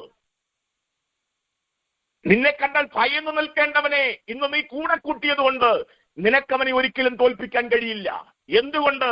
നീ ദൈവത്തിൽ ആശ്രയിക്കാതെ ഇവരിൽ ആശ്രയിച്ചതുകൊണ്ട്, മനുഷ്യരിൽ ആശ്രയിച്ചതുകൊണ്ട്, ദൈവത്തിന്റെ മുഖം അന്വേഷിക്കാതിരുന്നത് കൊണ്ട് ദൈവം നിന്നെ വിട്ടുമാറിയിരിക്കുന്നു. എന്നിട്ട് പറയുന്ന വാക്യമാണ് നമ്മുടെ കുറിവാക്യം. എന്നിട്ട് പറയുകയാണ്, യഹോവയുടെ കണ്ണ് തന്നിൽ ഏകാഗ്രചിത്തരായിരിക്കുന്നവർക്ക് വേണ്ടി തന്നെത്താൻ ബലവാനെന്ന് കാണിക്കേണ്ടതിന് അവൻ ഭൂമിയിൽ എല്ലായിടവും മൂടാടി സഞ്ചരിച്ചുകൊണ്ടിരിക്കുന്നു. ദൈവത്തോട് വളരെ പ്രസക്തമായ ഒരു വിഷയമാണ്, വളരെ പ്രസക്തമായ ഒരു വിഷയമാണ്. ശ്രദ്ധിക്കണമേ, ഇന്നും എന്നും അന്നും ഇന്നും എന്നും ഏകാഗ്രത നഷ്ടപ്പെട്ടാൽ, അവരുമായുള്ള ബന്ധത്തിന്റെ ആഴം നഷ്ടപ്പെട്ടാൽ, അവനോടുള്ള വിശ്വസ്തത നഷ്ടപ്പെട്ടാൽ, വിശ്വാസം നഷ്ടപ്പെട്ടാൽ, ആശ്രയം നഷ്ടപ്പെട്ടാൽ, ഏകാഗ്രത നഷ്ടപ്പെട്ടെന്നാണ് അർത്ഥം. അവരിൽ ആശ്രയിക്കാതെ മറ്റു പലതിലേക്കും നമ്മുടെ ശ്രദ്ധ തിരിഞ്ഞിട്ടുണ്ടെങ്കിൽ ഏകാഗ്രത നഷ്ടപ്പെട്ടു. ഇതാണ് പൗലോസ് എന്ന് പറയുന്ന ശക്തനായ മനുഷ്യൻ ഭയപ്പെട്ടു എന്ന പുസ്തകത്തിനകത്ത് എഴുതിയിരിക്കുന്നത് ഒറ്റയിടത്ത് മാത്രമേ ഉള്ളൂ. ആപത്തോ വാളോ നിഗ്നതയോ പട്ടിണിയോ ഉപദ്രവമോ കഷ്ടതയോ കല്ലേറോ ഒന്നും വന്നണക്കെ പുള്ളി ഭയപ്പെട്ടിട്ടില്ല. പക്ഷെ പുള്ളി ഭയപ്പെട്ടു എന്ന് പറയുന്നത് ഒരേ ഒരു ഭാഗത്താണ്. അതെവിടാണെന്നറിയാമോ? കൊരിന്ത്യർക്കെഴുതിയ 2-ാം ലേഖനം അതിന്റെ 11-ാം അധ്യായം 3-ാം വാക്യത്തിനകത്താണ്. സർപ്പം ഹവ്വായെ ഉപായത്താൽ ചതിച്ചതുപോലെ നിങ്ങൾ ക്രിസ്തുവിനോടുള്ള ഏകാഗ്രതയും നിർമ്മലതയും വിട്ടു വഷളായി പോകുമോ എന്ന് ഞാൻ ഭയപ്പെടുന്നു. കാരണം പൗലോസിനറിയാം, ക്രിസ്തുവിനോടുള്ള ഏകാഗ്രത നഷ്ടപ്പെട്ടാൽ പിന്നെ ശേഷം മനുഷ്യരാ. ദൈവ പൈതൽ വിളിക്കാൻ പറ്റുകയില്ല, ദൈവജനമെന്ന് അവകാശപ്പെടാൻ പറ്റുകയില്ല, ഒരു പ്രവൃത്തിയും ദൈവത്തിൽ നിന്നുണ്ടാകുകയില്ല. പാട്ടുകൾ പാടാം, പ്രസംഗിക്കാം, പ്രവചിക്കാം, കൈയടിക്കാം, അന്യഭാഷ പറയാം, പക്ഷെ ഒരു പ്രാർത്ഥനയ്ക്കും മറുപടി കിട്ടുകയില്ല. കാരണം ദൈവവുമായുള്ള ബന്ധം വിച്ഛേദിക്കപ്പെട്ടു. ദൈവവുമായുള്ള ബന്ധം ഏകാഗ്രതയിലാണ്, അവന്റെ ശബ്ദത്തോടുള്ള ബന്ധത്തിലാണ്, അതിന്റെ ആഴത്തിലാണ്, അതിന്റെ അനുസരണത്തിലാണ്. എന്നെ കേൾക്കുന്ന എന്റെ സഹോദരങ്ങളുടെ കൈകൂപ്പി ഞാൻ പറയാം, പെന്തക്കോസിനകത്ത് ക്രിസ്തുവിനോടുള്ള ഏകാഗ്രത നഷ്ടപ്പെട്ടു കഴിഞ്ഞു. പാട്ടുണ്ട്, അയ്യോ ഭയങ്കര പാസ്റ്റർ, ഞങ്ങളുടെ സഭയിലെ കൊയർ എന്ന് പറഞ്ഞാൽ ഭയങ്കര കൊയറാണ്, ഞങ്ങളുടെ പാസ്റ്ററോ ഭയങ്കര പ്രസംഗം, അയ്യോ ഞങ്ങളുടെ സഭയിൽ 3000 എണ്ണം കയറിക്കൊണ്ടിരിക്കുക, 300 ഇപ്പൊ 500 മാറിക്കൊണ്ടിരിക്കുക. പക്ഷേ പ്രവൃത്തികളൊന്നുമില്ല, മരിച്ചു പോയിക്കൊണ്ടിരിക്കുകയാണ്. അകത്തും മരണം, പുറത്തും മരണം, ആത്മീയ മരണം, ശാരീരിക മരണം, എല്ലാ മണ്ഡലങ്ങളും തകർന്നുകൊണ്ടിരിക്കുകയാണ്. എന്നെ കേൾക്കുന്ന ദൈവം ഇതിലെ ആത്മാവിനോട് സംസാരിച്ചതുകൊണ്ട് ഞാൻ അത് ആവർത്തിച്ച് പറയുകയാണ്. എനിക്കും ഇത് ബാധകമാണ്, നിങ്ങൾക്കും ഇത് ബാധകമാണ്, എന്റെ കുടുംബത്തിനും ബാധകമാണ്, നിന്റെ കുടുംബത്തിനും ഇത് ബാധകമാണ്. ഒരിക്കലുള്ള കഥ പറഞ്ഞാൽ ഇന്നത്തെ ജയം നടക്കുകയില്ല. ആസയ്ക്ക് പറയാനൊരു പഴയ കഥയുണ്ട്, പക്ഷെ ഇന്ന് നടക്കുകയില്ല. ഇന്ന് ദൈവം പറഞ്ഞത്, നീ എന്റെ മുഖം അന്വേഷിക്കാത്തത് കൊണ്ട്, നിന്റെ ഏകാഗ്രത നഷ്ടപ്പെട്ടത് കൊണ്ട് നിന്റെ മുമ്പിൽ ശത്രു തെറ്റിപ്പോയിരിക്കുന്നു. നിനക്കവരെ തോൽപ്പിക്കാൻ ഇനി കഴിയില്ല, നിന്റെ മുമ്പിൽ ഇനി പറ്റില്ല. വാക്യമുണ്ടായിരിക്കാം, ഒരു ശത്രുവും നിന്റെ മുമ്പിൽ നിവർന്നു നിൽക്കത്തില്ല, ഒരു ബാധയും നിന്റെ കൂടാരത്തോടിക്കത്തില്ല. വാക്യം എടുത്ത് പഴയ വാക്യം എടുത്ത് പുതുതായി പറഞ്ഞാൽ നടക്കില്ല. കാരണം ബലം നഷ്ടപ്പെട്ടു, ശക്തി നഷ്ടപ്പെട്ടു, ആത്മാവ് നഷ്ടപ്പെട്ടു, ആത്മീയം നഷ്ടപ്പെട്ടു. മനസ്സിലാകുന്നവർക്കായി ഞാൻ കർത്താവിന് സ്തോത്രം ചെയ്യുന്നു. ഞാൻ ദുഃഖിച്ചുകൊണ്ട് പറയുക, ദുഃഖത്തോടെ പറയുക. പൗലോസ് പറയുകയാണ്, നിങ്ങൾ ക്രിസ്തുവിനോടുള്ള ഏകാഗ്രതയും നിർമ്മലതയും വിട്ട് വഷളായി പോകുമോ എന്ന് ഞാൻ ഭയപ്പെടുന്നു. ഏകാഗ്രത നഷ്ടപ്പെട്ടാൽ പോയി, ദൈവ ശബ്ദത്തിന് ശ്രദ്ധ കൊടുക്കാതിരുന്നാൽ പോയി. അത് മനസ്സിലാക്കണമെങ്കിൽ ഈ ദിനവൃത്താന്ത പുസ്തകത്തിനകത്ത് തന്നെ 33-ാം അധ്യായം അതിന്റെ 10-ാം വാക്യത്തിനകത്ത് അപ്പൻ ഹിസ്കിയാവ് ഒറ്റ പ്രാർത്ഥന കൊണ്ട് മരണത്തെ മാറ്റിയവനാ. 15 വർഷത്തേക്ക് ആയുസ് നീട്ടി കിട്ടിയവനാ ഹിസ്കിയാവ്. അത് കണ്ട ഒരു മോൻ അവിടെ ഉണ്ട്, മനസ്സേ, അവന്റെ പുത്രനാണ്, ഹിസ്കിയാവിന്റെ മകനാണ്. അപ്പന് മരിക്കത്തക്ക രോഗം പിടിച്ചു. പ്രവാചകൻ വന്ന് പറഞ്ഞു, നീ പെട്ടെന്ന് ഗ്രഹകാര്യം ക്രമീകരിച്ചോ, മരിക്കാൻ പോവാ. പ്രവാചകൻ പറഞ്ഞ് വാതിൽ ചവിട്ടിയില്ല, വാതിൽ കടന്നില്ല. ആ സെക്കൻഡിൽ തന്നെ ഹിസ്കിയാവ് ഒറ്റ കരച്ചില്, മതിലിനോട് മുഖം തിരിച്ച്, ഭിത്തിയോടെ മുഖം തിരിച്ച് ഒറ്റ കരച്ചിൽ, കർത്താവേ ഞാൻ നിനക്ക് വേണ്ടി ചെയ്തിട്ടുള്ളത് കാര്യങ്ങൾ നീ ഒന്ന് ഓർക്കണമേ, പഴയ കാര്യങ്ങളെ കുറിച്ചൊന്ന് പറഞ്ഞു. ആ സെക്കൻഡിൽ പ്രവാചകനോട് തടഞ്ഞു നിർത്തിയിട്ട് ദൈവത്തിന്റെ അമ്മ പറഞ്ഞു, കേറി ഒന്നുകൂടെ പോ, അവന്റെ അടുക്ക് ചെന്നിട്ട് പറ 15 വർഷം കൂടെ ആയുസ് നീട്ടി കിട്ടിയെന്ന്. ഒരു ചെറിയ പ്രാർത്ഥന, 4 വരി കൊണ്ട് ആയുസ് നീട്ടി കിട്ടിയവനാണ് അപ്പൻ ഹിസ്കിയാവ്. എന്നാൽ മകന്റെ കാലമായപ്പോ, മനുഷ്യയുടെ കാലമായപ്പോ ചെറുപ്രായത്തിൽ തന്നെ കയറിയതാ. അവനെ കുറിച്ച് പറയുന്നത് 33-ാം അധ്യായം അതിന്റെ 10-ാം വാക്യം, 33-ാം അധ്യായത്തിന്റെ 10-ാം വാക്യത്തിൽ ഇങ്ങനെ പറഞ്ഞ, യഹോവ മനശ്ശെയോടും അവന്റെ ജനത്തോടും സംസാരിച്ചു. ദൈവം എപ്പോഴും സംസാരിക്കുന്ന, പാപം ചെയ്യുന്നവനോടാണ് ആദ്യം സംസാരിക്കുന്നത്. കയ്യനോട് പറഞ്ഞു, ആബേലിന്റെ ആരാധനയിൽ ദൈവം പ്രസാദിച്ചു, പക്ഷെ അവനോട് സംസാരിച്ചില്ല. എന്നാൽ പ്രസാദിക്കാത്ത കയ്യിന്റെ അടുക്കലേക്ക് പെട്ടെന്ന് ദൈവം ഇറങ്ങി വന്നിട്ട് പറയാണ്, കയ്യനെ, പാപം നിന്റെ വാതിൽക്കൽ കിടക്കുന്നു, അതിന്റെ മോഹം നിന്നോടാണ്, ക്രമീകരിച്ചോ, തിരിഞ്ഞോ, മാറിക്കോ. കണ്ട, ദൈവം എപ്പോഴും സംസാരിക്കുന്ന ദൈവമാണ്. അതൊരു പൊട്ടനെ കൊണ്ട് സംസാരിക്കും, കഴുതയെ കൊണ്ട് സംസാരിക്കും. ഞാനൊരു പൊട്ടന, ഒരു കഴുതയാണ്, അല്ലെങ്കിൽ പിന്നെ ഇങ്ങനെയുള്ള ദൂതൊന്നും പറയത്തില്ലല്ലോ. ഇതെല്ലാം മാറ്റി വെച്ച് ദൈവം നിങ്ങളെ അനുഗ്രഹിക്കുന്നു പറഞ്ഞാൽ 4 സ്റ്റേറ്റ് കിട്ടി എന്നെ കോൺഫറൻസ് വരെ വിളിച്ചേന്. ഇപ്പൊ 4 പേരുള്ളത് തന്നെ വിളിക്കത്തില്ല. കല്യാണത്തിനാണ് എന്നെ വിളിക്കാറേ ഇല്ല, ഇപ്പൊ ആരും വിളിക്കാറില്ല. കാരണം അവർക്കറിയാം എനിക്ക് ഈ ബോധിക്കത്തില്ലെന്നറിയാം. കാരണം ഈ കഴിഞ്ഞ ഡാളസിൽ ഒരു കല്യാണം, ഞാൻ ഇതിനകത്ത് എന്റെ ഒരു സുഹൃത്തിന്റെ മോന്റെ കല്യാണമാണ്, അത് എന്നെ വിളിക്കണം, പക്ഷെ വിളിച്ചില്ല. എനിക്കതിൽ ദുഃഖവും ഭാരമൊന്നുമില്ല. കാരണം ഞാൻ പ്രാർത്ഥിക്കും, കർത്താവേ നിനക്ക് ഇതുമില്ലാത്ത ഒരിടത്തും അയക്കില്ല എന്നാ പ്രാർത്ഥിക്കുന്നത്. നിനക്ക് ഇതുമില്ലാത്തവരാരും എന്നെ വിളിക്കാനും പാടില്ല കർത്താവേ, അങ്ങനെയുള്ളവരാരും എന്റെ ഭവനത്തിൽ വരാനും പാടില്ല കർത്താവേ. ഞാനന്ന് യൂട്യൂബിനകത്ത് ഇങ്ങനെ ശ്രദ്ധിച്ചപ്പോ ഈ വിശുദ്ധ വിവാഹം എന്നായിരുന്നല്ലോ പേര്, ഇപ്പൊ അതൊക്കെ മാറി, വിശുദ്ധ എന്ന് മാറി. ഇപ്പൊ സിനിമ പാട്ടൊക്കെ ഇട്ടിട്ട് ലാസ്റ്റിൽ ഒരു 10 പാട്ടിട്ടൊരു ഡാൻസ് ഉണ്ടായിരുന്നു. കാരണം ഈ പിള്ളേർക്ക് ഈ ഇതൊന്നും അറിയത്തില്ലല്ലോ, ഏത് പാട്ടാണെന്നും അവർക്കറിയത്തില്ല. അവർക്ക് ആ താളം മതിയല്ലോ ഡാൻസ് കളിക്കാൻ. അതിനകത്ത് ഒരു പാട്ട് എനിക്ക് വാഗോട് ഉച്ചരിക്കാൻ പാടില്ലെങ്കിൽ ഞാൻ പറയാം, വേൽമുരുക ഹരോഹര, വേലായുധ ഹരോഹര എന്ന് പറഞ്ഞൊരു പാട്ട് ഞാൻ എഴുതി വെച്ചിട്ടുണ്ട്. അന്യദേവന്റെ പേര് പറഞ്ഞ് പാട്ട് പാടുന്ന ഒരു വലിയ പാട്ടാണ്, സിനിമ പാട്ടാണ്. അത് പാടി ഡാൻസ് ചെയ്യുന്നു. അവിടെയുള്ള ചില വലിയ മൂപ്പന്മാരൊക്കെ ഞെട്ടുന്നത് ഞാൻ കണ്ടു. അതിനകത്ത് നടത്തിക്കൊടുത്ത വലിയ പാസ്റ്റർ, ക്ലാസ്സിലെ വലിയ പാസ്റ്റർ ഞെട്ടുന്നത് ഞാൻ കണ്ടു. പെട്ടെന്ന് ആരോ ചെന്നത് ഓഫ് ചെയ്യിപ്പിച്ചു. കണ്ടോ, ഈ ഗതികേടിലേക്ക് മാറിക്കൊണ്ടിരിക്കുകയാണ്. നമ്മളിപ്പോഴും പ്രസംഗിക്കുന്നത് ദാവീദിനെ കുറിച്ചാണ്. അന്യദേവന്മാരുടെ നാമം എന്റെ നാവിന്മേൽ ഞാൻ എടുക്കത്തില്ലെന്ന് ശപഥം ചെയ്യുന്ന ഒരു ദാവീദിനെ നമുക്കറിയാം. പെട്ടകം കാണുമ്പോൾ നൃത്തം ചെയ്ത് ആരാധിക്കുന്ന ദാവീദിനെ നമുക്കറിയാം. അവൻ പൂർണ്ണ ശക്തിയോടെ ആരാധിച്ചെന്ന് ആത്മാവ് എഴുതി വെച്ചിരിക്കുന്ന ഒരു ദാവീദിനെ നമുക്കറിയാം. പക്ഷേ അതെല്ലാം മറന്നുകൊണ്ട് അന്യദേവന്മാരെ പോലും നമ്മുടെ വിശുദ്ധ വിവാഹത്തിനകത്ത് കയറി. കാരണം ഡാൻസ് ഇല്ലെങ്കിൽ അത് പൂർത്തീകരിക്കപ്പെടുന്നില്ല. അപ്പനും ഡാൻസ് ചെയ്യും, അമ്മയും ഡാൻസ് ചെയ്യും, മോളും ഡാൻസ് ചെയ്യും, മരുമോളും ഡാൻസ് ചെയ്യും. പാസ്റ്ററിന് അടുത്ത സ്റ്റെപ്പ് പാസ്റ്ററോടെ ഡാൻസ് ചെയ്യണം.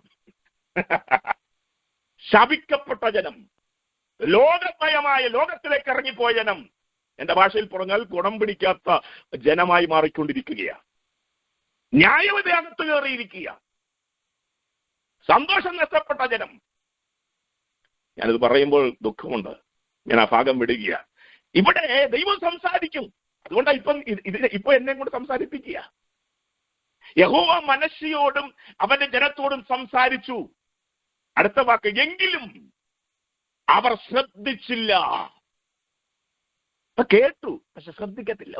അയാൾ ഇങ്ങനെയൊക്കെ പറയും, അയാൾക്ക് അസൂയ, ഇങ്ങനെയൊക്കെ പറയുന്നവരുണ്ട്. അതൊക്കെ അയാൾക്ക് അസൂയ. അയാൾക്കൊന്നുമില്ല, അയാൾക്ക് അസൂയ.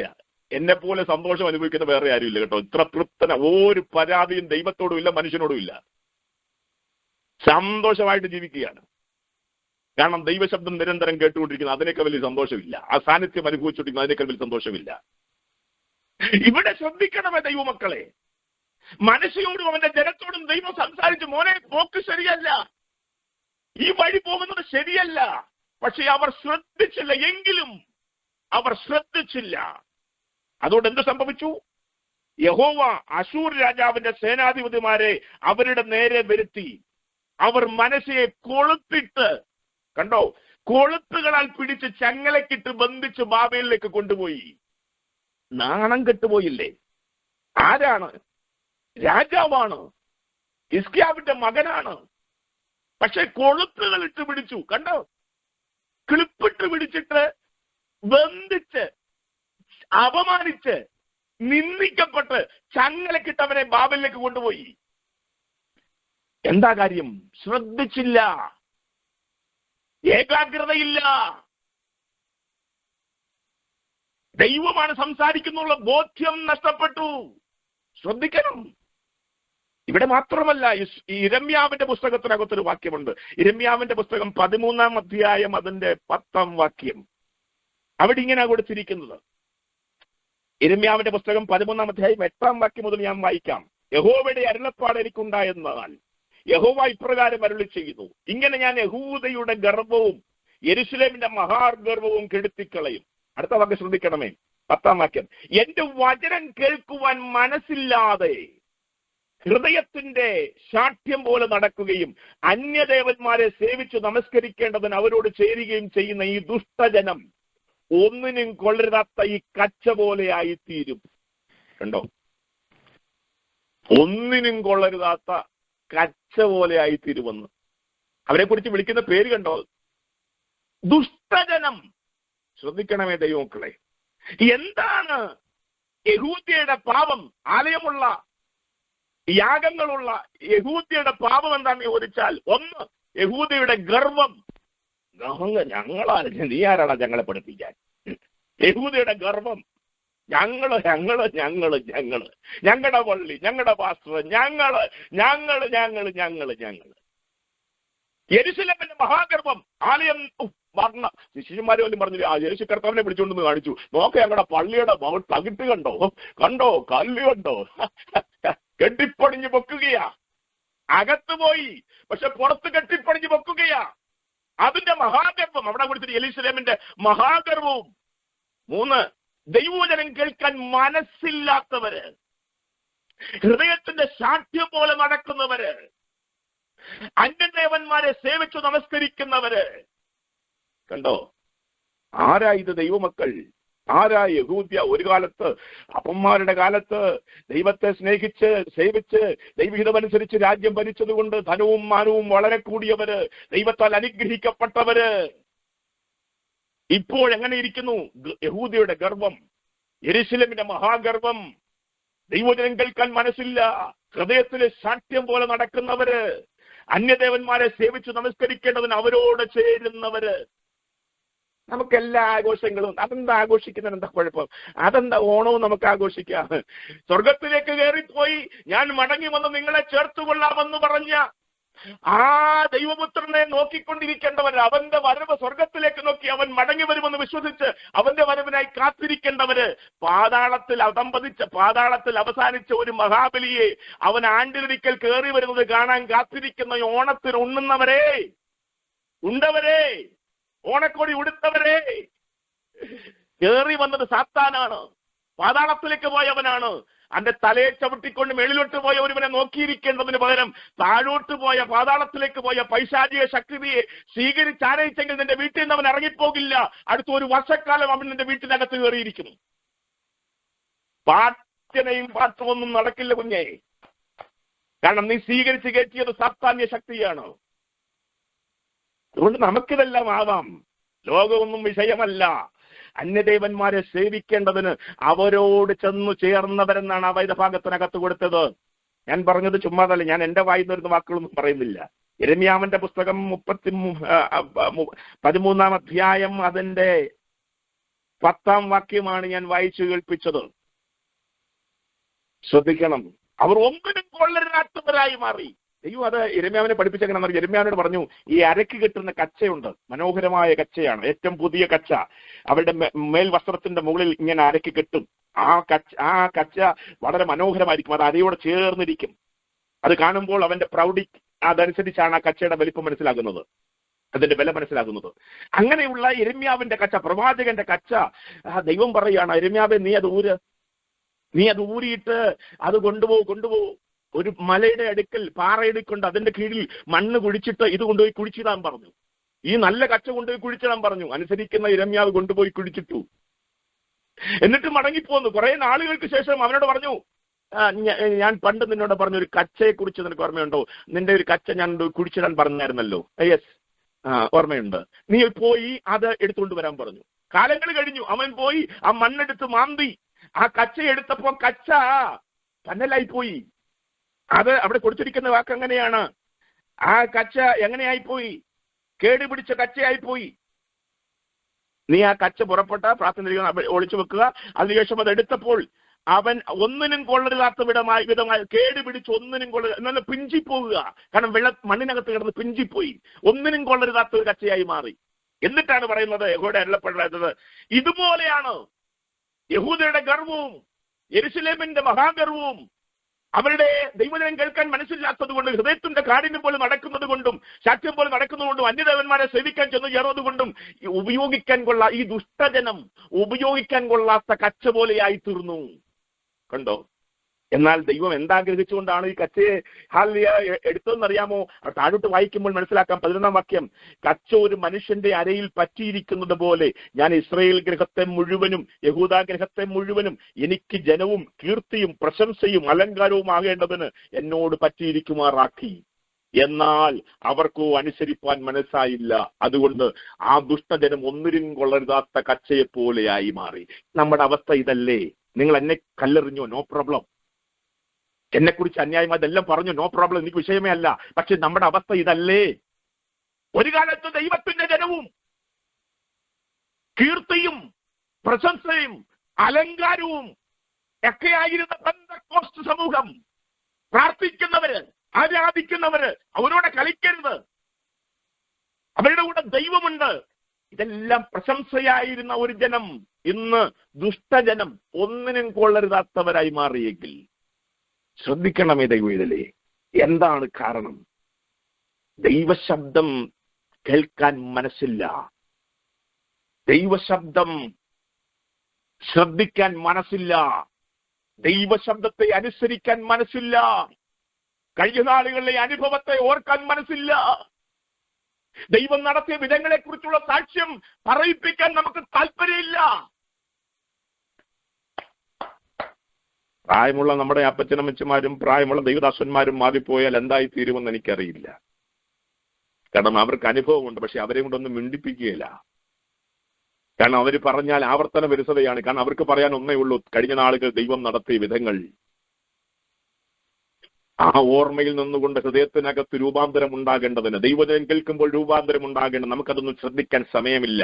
നമ്മളിപ്പോൾ ഈ ശലോമോന്റെ ആരാധനയിലേക്ക് പോയിക്കൊണ്ടിരിക്കുകയാണ്. എന്താണ് ശലോമോന്റെ ആരാധന? അപ്പൻ പെട്ടകം കാണുമ്പോൾ അറിയാതെ എഴുന്നേറ്റ് എല്ലാം മാറ്റിവെച്ച, ഇന്ന് ലഭിച്ച എല്ലാ നന്മകളും മാറ്റിവെച്ച് പെട്ടകത്തിന് മുമ്പിൽ നൃത്തം ചെയ്ത് ദൈവത്തെ ആരാധിച്ച് പൂർണ്ണ ശക്തിയോടെ ആരാധിച്ച ദാവീദിന്റെ കാലം കഴിഞ്ഞു. ഇത് ശലോമോന്റെ കാലമാണ്. ഒത്തിരി ജ്ഞാനമുണ്ട്, ഒത്തിരി പണമുണ്ട്, ഒത്തിരി ധനമുണ്ട്, ഒത്തിരി ഭൗതികമുണ്ട്, ഒത്തിരി നന്മകളുണ്ട്, പണ്ട് പ്രാർത്ഥിച്ചു നേടിയ ചില അനുഭവങ്ങളൊക്കെ ഉണ്ട്. പക്ഷെ ഇപ്പോൾ ആരാധനയില്ല. അതിനു പകരം ആരാധനക്കാരെയും ആരാധനക്കാരത്തികളെയും നിയമിച്ച ശേഷം അവൻ ലോകത്തിലെ സന്തോഷം അനുഭവിക്കേണ്ടതിന് പൂന്തോട്ടങ്ങളും ആളലിയ വീടുകൾ കൊട്ടാരങ്ങളും നിർമ്മിച്ചിങ്ങനെ കൂട്ടുകയാണ്. ആരാധനയ്ക്ക് പകരം ആരാധിക്കുവാൻ ചിലരെ ഏൽപ്പിച്ചിരിക്കുകയാണ്. ആരാധനക്കാരെയും ആരാധനക്കാരത്തികളെയും അപ്പോയിന്റ് ചെയ്തു. എന്നിട്ട് കേട്ടോണ്ടിരിക്കുകയാണ്, സന്തോഷത്തോടെ കണ്ടുകൊണ്ടിരിക്കുകയാണ്. ദൈവമക്കളെ, പുസ്തകത്തിനകത്തുനിന്ന് പേര് വെട്ടി ദൈവം. ശലോമോന്റെ പേര് ഇല്ല. പ്രാർത്ഥിച്ച് ജ്ഞാനം വാങ്ങിച്ചവനാണ്, പ്രാർത്ഥിച്ച് ആരാധനാലയത്തിനകത്ത് ദൈവസ്ഥാനത്തെ മറക്കിയവനാണ്. പക്ഷെ ഇപ്പൊ പേരില്ല. എല്ലാം ദൈവത്തിനേക്കുന്ന് ലഭിച്ച ഒത്തിരി സാക്ഷ്യം പറയാനുണ്ട്, പക്ഷെ ഇപ്പൊ പേരില്ല. ഞാൻ മടങ്ങി വരികയാണ്, അവസാനിപ്പിക്കാം. ആശയ ശ്രദ്ധിക്ക്. ദൈവം കൈവിട്ടു. കാര്യം എന്താണ്? ദൈവത്തിൽ ആശ്രയിച്ചില്ല, ദൈവം കൈവിട്ടു. പക്ഷെ ദൈവം അവനോട് വീണ്ടും പറഞ്ഞു, എടാ കുഞ്ഞെ, നീ ദൈവത്തിൽ ഹനാനിയെ കൊണ്ട് പറയിപ്പിക്കാൻ, ദർശകനായ ഹനാനിയെ വിട്ട് പറയിപ്പിക്കാണ്, കുഞ്ഞെ, നീ ദൈവത്തിൽ ആശ്രയിക്കാത്തത് കൊണ്ട് ദൈവം നിന്നെ കൈവിട്ടു. നീ തിരിയണം. എന്തിനാ ഇത് പറയിപ്പിക്കുന്നത്? പറയുന്നതിന് വേണ്ടിയാ, ശമിക്കാൻ വേണ്ടിയല്ല പറയുന്നത്. നിങ്ങൾ അങ്ങനെ ആയിത്തീരാനല്ല പറയുന്നത്. നിങ്ങൾ മടങ്ങി വരണം, നമ്മൾ മടങ്ങി വരണം, ദൈവത്തിലേക്ക് മടങ്ങി വരണം. അതിനു വേണ്ടിയാണ് ദൈവം ഇത് പറയിപ്പിച്ചത്. ഇവിടെയും അതാ സംഭവിച്ചത്. ദൈവം പറയിപ്പിച്ചു, പക്ഷെ ഇവൻ മറഞ്ഞു വന്നില്ല. എന്നിട്ട് ദൈവം പറഞ്ഞു, യഹോവയുടെ കണ്ണ്, ശ്രദ്ധിക്കുഞ്ഞേ, യഹോവയുടെ കണ്ണ് തന്നിൽ ഏകാഗ്രചിത്തരായിരിക്കുന്നവർക്ക് വേണ്ടി തന്നെത്താൻ ബലവാനെന്ന് കാണിക്കേണ്ടതിന് ഭൂമിയിൽ എല്ലായിടവും മൂടാടിക്കൊണ്ടിരിക്കുകയാ. സത്യമല്ലേ? ദൈവത്തിന്റെ കണ്ണ് നമ്മുടെ മേലില്ലേ? യോബിന്റെ ചരിത്രം നമുക്കത് പഠിപ്പിക്കുന്നില്ലേ? ദൈവസന്നിധിയിൽ സാത്താൻ ചെന്നപ്പോ ദൈവം അവന്റെ മുഖത്ത് വിരൽ ചൂണ്ടിട്ട് ചോദിച്ചു, എന്റെ ദാസനായി യോബിന്റെ മേൽ ദൃഷ്ടി വെച്ചോ എന്ന് പറഞ്ഞാൽ യോബിനെ മാത്രമല്ല ദൈവം കണ്ടുകൊണ്ടിരിക്കുന്നത്, യോബിനെതിരെ നിൽക്കുന്നവരെ ദൈവം കണ്ടുകൊണ്ടിരിക്കുകയാണെന്ന് ചരിത്രം യോബിനോട് നമ്മളെ പഠിപ്പിക്കുന്നില്ലേ? എന്തിനു വേണ്ടിയാണ് ദൈവം എന്നെ നോക്കിക്കൊണ്ടിരിക്കുന്നത്? തന്റെ ഭക്തന്മാരെ നോക്കിക്കൊണ്ടിരിക്കുന്നത് അറിയാമോ? തന്നെ താൻ ബലവാനെന്ന് കാണിക്കേണ്ടതിന്. എന്ന് പറഞ്ഞാൽ നിനക്ക് വേണ്ടി ഞാൻ എന്തും ചെയ്യും, ഏത് അസാധ്യങ്ങളെയും സാധ്യമാക്കി മാറ്റും, ഏത് ദൈവപ്രവൃത്തികളും ഞാൻ ചെയ്യും. അതിന് നിന്റെ ദൈവം ആരാണെന്ന് നീയും മറ്റുള്ളവരും അറിയേണ്ടതിനാണ് കുഞ്ഞേ. അതാണ് ലാസറിനെ ഉയർപ്പിച്ചതെന്തിനാണെന്നറിയാമോ? തന്റെ ശിഷ്യന്മാർ അവരിൽ വിശ്വസിക്കേണ്ടതിന്. അങ്ങനെ വാക്യം അവിടെയുണ്ട്. എന്ന് പറഞ്ഞാൽ എന്തിനാ ദൈവം നമ്മുടെ മേൽ ദൃഷ്ടി വച്ചിരിക്കുന്നത്? നിന്റെ ദൈവം, നീ ആരാധിക്കുന്ന ദൈവം, നീ സേവിച്ചു നിൽക്കുന്ന നിന്റെ ദൈവം ആരാണെന്ന് നീയും നിന്റെ ചുറ്റുപാടുകളും അറിയാൻ. പക്ഷെ ഒരു കാര്യം, നീ അവനിൽ ആശ്രയിക്കണം. ഏകാഗ്രതയോടെ, നിർമ്മലതയോടെ, വിശുദ്ധിയോടെ, വേർപാടോടെ നീ അവന്റെ സന്നിധിയിലായിരിക്കണം. അങ്ങനെയാണെങ്കിൽ നിന്റെ ദൈവം ആരാണെന്ന് നീയും നിന്റെ ചുറ്റുപാടുകളും അറിഞ്ഞുകൊണ്ടേയിരിക്കും. ഞാൻ ഇന്ന് രാവിലെ വായിച്ചൊരു വേദഭാഗമുണ്ട്, എനിക്ക് ഭയങ്കര സന്തോഷമുണ്ട്. യെശയ്യാവിന്റെ പുസ്തകം 11-ാം അധ്യായം 4-ാം വാക്യം. ആത്മാവുള്ളവനെ കുറിച്ച് പറയാണ്. ഈശായുടെ കുറ്റിയിൽ നിന്ന് ഒന്ന് പറഞ്ഞ് തുടങ്ങുകയാ. എന്നിട്ട് പറയുകയാണ്, ആത്മാവുള്ളവന്റെ ലക്ഷണം എന്താണെന്നറിയാമോ? അവന്റെ വായ വടി പോലെയാക്കി മാറ്റും ദൈവം. യെശയ്യാവിന്റെ പുസ്തകം 11-ാം അധ്യായം 4-ാം വാക്യം. ഞാൻ ആദ്യമായിട്ടാണ് ആ വചനം കേൾക്കുന്നത്. ദൈവത്തിന്റെ ആത്മാവ് അകത്തു കയറിയവന്റെ വായെ ദൈവം വടി പോലെയാക്കി മാറ്റും. മോശയുടെ കയ്യിലെ വടിയുടെ ബലത്തെ കുറിച്ച് മോശയ്ക്കറിയാം. ഏലിയാവിന്റെ മേലുള്ള പുതപ്പിന്റെ ശക്തി ഏലിയാവിനറിയാം. ആ മോശയുടെ വടി കൊണ്ട് മോശ ചെയ്ത കാര്യങ്ങൾ, ദൈവപ്രവർത്തികളെ കുറിച്ച് നമുക്കറിയാം. എന്നാൽ ആത്മാവിന്റെ ശക്തിയോടെ ഗലീലേക്ക് ഇറങ്ങി വന്ന യേശുവിന്റെ കയ്യിൽ, മോശയുടെ കയ്യിലിരുന്ന വടി പോലെ വടിയില്ലായിരുന്നു, ഏലിയാവിന്റെ മേലുള്ള പുതപ്പ് പോലെ പുതപ്പുമില്ലായിരുന്നു. പക്ഷെ അവന്റെ ആത്മാരം, അവന്റെ വാ തുറന്നാൽ അത് വടി പോലെ മാറി. മോശയുടെ വടി എപ്രകാരം അത്ഭുതം ചെയ്തു, അതിനൊക്കെ ശക്തിയോടെ ദൈവത്തിന്റെ ആധരങ്ങൾ, യേശുവിന്റെ ആധരങ്ങൾ ചലിച്ചപ്പോഴൊക്കെ അതൊരു വടിയായി മാറി, അത്ഭുതമായി മാറി. ആത്മാവുള്ളവന്റെ അധരം, ആ വാക്യങ്ങൾ വായിക്കണം. യെശയ്യാവ് 11:4.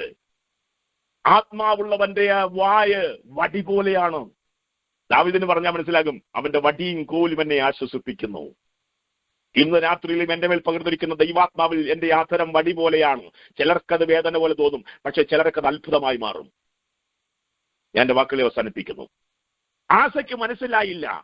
ദൂത് പിന്നെയും കെട്ടിട്ടും ആസയ്ക്ക് മനസ്സിലായില്ല. കാരണം ആസ ദൈവത്തെ കംപ്ലീറ്റ് ആയി വിട്ടു. അടുത്തത് എന്ത് സംഭവിച്ചെന്ന് അറിയാമോ? ദൈവം പറയാനുള്ളത് പറഞ്ഞു, രക്ഷപ്പെടാൻ ഒരു മാർഗവും പറഞ്ഞു കൊടുത്തു. പക്ഷേ ആസയ്ക്ക് മനസ്സിലായില്ല. ആസയോട് ദൈവം പറഞ്ഞു, ഇവിടെ കുഞ്ഞെ, നീ ദൈവത്തിൽ ആശ്രയിക്കാത്തത് കൊണ്ട് ശത്രു നിന്റെ മേൽ കയറും, നിനക്ക് അവരെ ഒന്നും ചെയ്യാൻ പറ്റുകയില്ല. എന്നിട്ട് ഒരു ഉപദേശോടെ കൊടുത്തു, എടാ കുഞ്ഞെ ശ്രദ്ധിക്കേ, നമ്മുടെ കുറിവാക്യം അതാണ്, യഹോവയുടെ കണ്ണ് തന്നിൽ ഏകാഗ്രതയോടുകൂടി ഇരിക്കുന്നവർക്ക് വേണ്ടി തന്നെത്താൻ ബലവാനെന്ന് കാണിക്കേണ്ടതിന് ഭൂമിയിൽ എല്ലായിടും ഓടാടിക്കൊണ്ടിരിക്കുകയാണ് കുഞ്ഞെ എന്ന് പറഞ്ഞപ്പോഴും അവർ മനസ്സിലായില്ല. പിന്നീട് നമുക്ക് കാണാൻ കഴിയുന്നത് 16-ാം അധ്യായം 12-ാം വാക്യം. ആസയ്ക്ക് തന്റെ വാഴ്ചയുടെ 39-ാം ആണ്ടിൽ കാലിൽ ഒരു രോഗം പിടിച്ചു. രോഗം അതികഠിനമായിരുന്നു.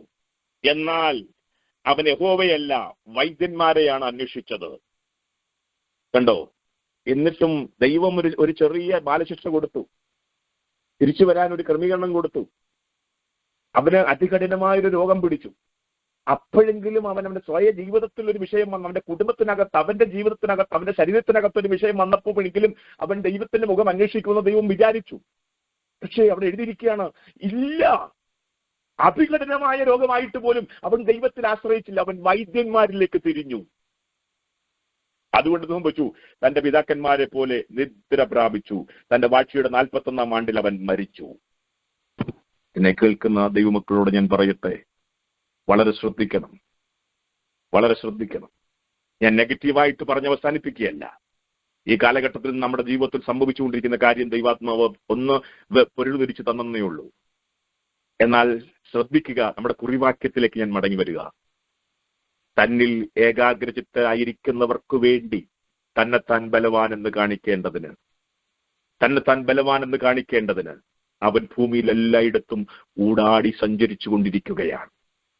ഒരു ഭാഗത്ത് ആരെ വിഴുങ്ങണമെന്ന് പറഞ്ഞുകൊണ്ട് പിശാച്, സാത്താൻ ആരെ വിഴുങ്ങണമെന്ന് പറഞ്ഞുകൊണ്ട് ഭൂമിയിൽ എല്ലായിടത്തും ഊടാടി സഞ്ചരിച്ചു കൊണ്ടിരിക്കുമ്പോൾ, ഇല്ല, തന്നിൽ ഏകാഗ്രചിത്തരായിരിക്കുന്നവരെ അവന്റെ കയ്യിലേക്ക് ഏൽപ്പിച്ചു കൊടുക്കാതെ അവന് വേണ്ടി പ്രവർത്തിക്കാൻ ആ ദൈവം സദാ സന്നദ്ധരായിരിക്കുകയാണ്. ഇന്നും പ്രവർത്തിക്കുന്ന ഒരു ദൈവത്തെ എനിക്കറിയാം.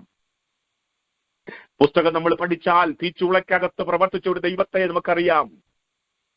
കാരണം ശദ്രക്ക് മേശക്കും അതിനോ പറഞ്ഞത്, ഞങ്ങളുടെ ദൈവത്തിന് ഞങ്ങളെ വിടുവിക്കാൻ കഴിയും. കാരണം ആശ്രയം ഞങ്ങളുടെ ദൈവത്തിന് പരസ്യമായി വെളിപ്പെടുത്തിയത് കൊണ്ട്, അവന്റെ കണ്ണ് അവരുടെ മേലുള്ളത് കൊണ്ട്, അവൻ ബലവാനാണെന്ന് വെളിപ്പെടുത്തുവാൻ തീച്ചൂളക്കകത്ത് ഇറങ്ങി വന്നു. പിള്ളേർക്ക് മനസ്സിലായി, ഞങ്ങളുടെ ദൈവം തീച്ചൂളക്കകത്ത് 7 മടങ്ങ് തീ കൂട്ടിയ തീച്ചൂളക്കകത്ത് ഇറങ്ങി വരാൻ കഴിവുള്ള ദൈവമാണ്.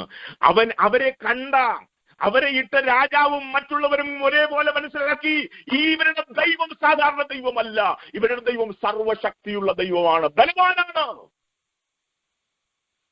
മനസ്സിലാക്കുക ഇതിലെ സിംഹക്കൂട്ടിനകത്തേക്ക് വീണ ദാനിയേലിനെ നമുക്കറിയാം. വാ പിളർന്നു കിടക്കുന്ന എത്രയോ സിംഹങ്ങളുടെ നടുവിലേക്ക് വീണവനെ വിടിവിക്കുവാൻ. കാര്യമെന്താ? ദാനിയേല് ഹൃദയത്തിൽ നിശ്ചയിച്ചവനാണ്. ഏതാണ്? രാജാവ് കുടിക്കുന്നത് കൊണ്ടും രാജാവ് കഴിക്കുന്നത് കൊണ്ടും ഞങ്ങളെ തന്നെ അശുദ്ധരാക്കുകയില്ലെന്ന് ഞങ്ങൾക്കൊരു പ്രമാണമുണ്ടെന്ന് ഉറച്ച് ഹൃദയത്തിൽ വിശ്വസിച്ച ദാനിയേലിന് വേണ്ടി ആളുടെ സിംഹക്കൂട്ടിനകത്ത് ബലവാനെന്ന് കാണിക്കേണ്ടതിന്, നീ വീഴുമ്പോൾ ഞാൻ ഉറങ്ങുകയല്ലട കുഞ്ഞെ, എന്റെ ദൃഷ്ടി നിന്റെ മേൽ ഉണ്ടായിരുന്നട കുഞ്ഞെ, നീ താഴെ വീഴുമ്പോൾ ഞാൻ മാറിയിരിക്കുന്നവനല്ല, ഞാൻ ഇറങ്ങി വന്ന് സിംഹത്തിന്റെ വായടയ്ക്ക് വന്ന് പറഞ്ഞ അവന്റെ മുൻപിൽ അവനാ ദൈവമാരാണെന്ന് വെളിപ്പെടുത്തി, അവനെ ഇട്ട രാജാവിന്റെ മുൻപിൽ ഈ ദൈവം ഇവൻ സേവിക്കുന്ന ദൈവം ആരാണെന്ന് വെളിപ്പെടുത്തി ഒരു ദൈവത്തെ കുറിച്ച് നമുക്കറിയാം.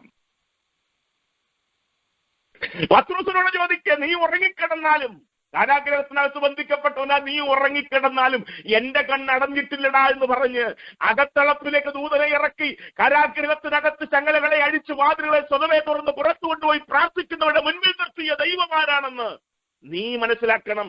നിന്നെ അറിയാവുന്നവരെല്ലാം മനസ്സിലാക്കണം. ഇന്നും നമ്മുടെ ദൈവം പ്രവർത്തിക്കുന്ന ദൈവമാണ്. ലോകത്തിലേക്ക് പോകാതെ ദൈവത്തിന് അത് ഇഷ്ടമല്ല. അന്യദൈവന്മാരുടെ അടുക്കിലേക്ക് പോകാതെ ദൈവത്തിന് ഇഷ്ടമല്ല.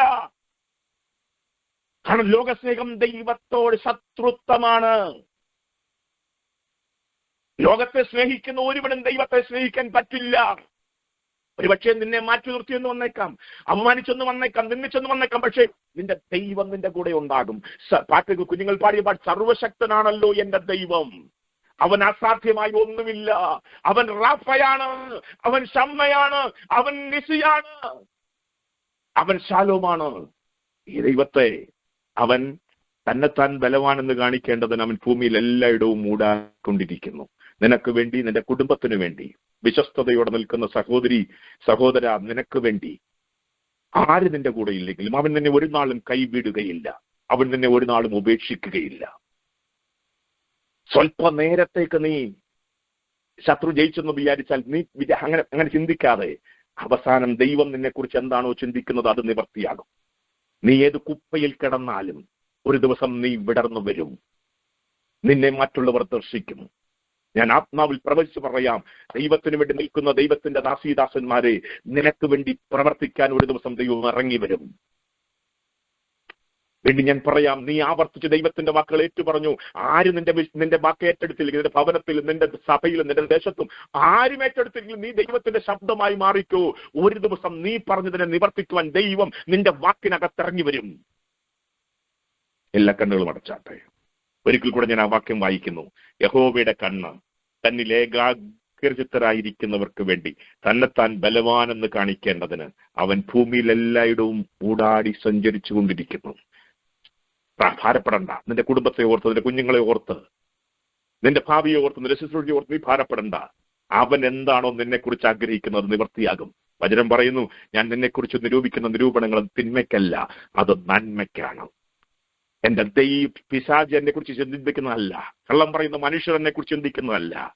ഹല്ലേലൂയ. എന്നെ കുറിച്ച് എന്റെ ദൈവം, ഞാൻ സേവിക്കുന്ന എന്റെ ദൈവം, എന്റെ ഉടയവൻ, എന്റെ ഉടമസ്ഥൻ, എന്റെ ആരാധ്യനായ ദൈവം എന്നെ കുറിച്ച് എന്താണോ എഴുതി വച്ചിരിക്കുന്നത് അതേ നിവർത്തിയാകൂ. ഈ ദിവസം ഈ ഭവനത്തിൽ ഇരുന്നുകൊണ്ട് ഈ സഭയോട് സംസാരിക്കണം. ദൈവം എന്നെ കുറിച്ച് മുന്നമേ എഴുതി വെച്ചതാണെന്ന് നിവർത്തിയായതെന്ന് ഞാൻ വിശ്വസിക്കുന്നു. അതേ നടപ്പിലാകൂ. കണ്ണുകളെ അടയ്ക്കാൻ ഞാൻ നിങ്ങൾക്ക് വേണ്ടി പ്രാർത്ഥിക്കാം. അതുകൊണ്ട് ദൈവം സംസാരിക്കുന്നു, ശ്രദ്ധിക്കണമേ. ദൈവം സംസാരിക്കുന്നു.